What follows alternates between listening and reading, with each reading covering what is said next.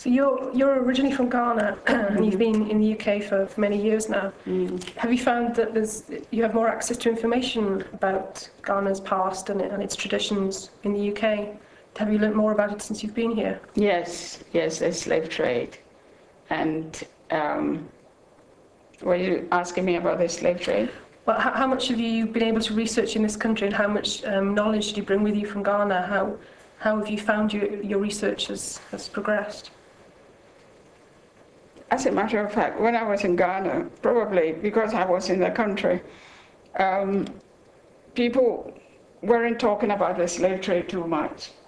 And really, I didn't know much about the slave trade at all till I came to England. And I think the idea of the slave trade itself was so demeaning that in Ghana, people sort of hush that part of it. That's what I found. My great-great-grandmother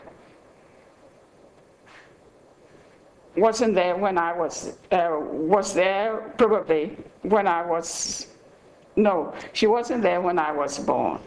And so my mother didn't know about the slave trade too much either, even though she was 86 when she died, in about 12 years ago. So it was a hush business. I learned a lot from the slave trade, from museums, from other people when I came to, especially Manchester, for my textile courses.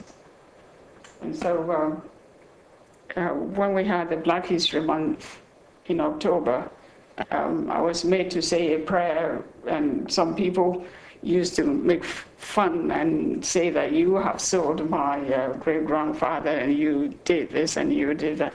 I wasn't there. They weren't there. I didn't know what happened.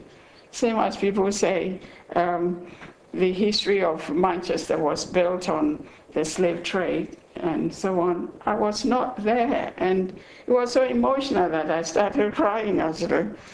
And so this is the slave trade bit I know that I want to research, and it is really my cup of tea as well, textiles. So I want to see what happened, and probably as I go on to see what happened, I might know something else and bring that into light as well.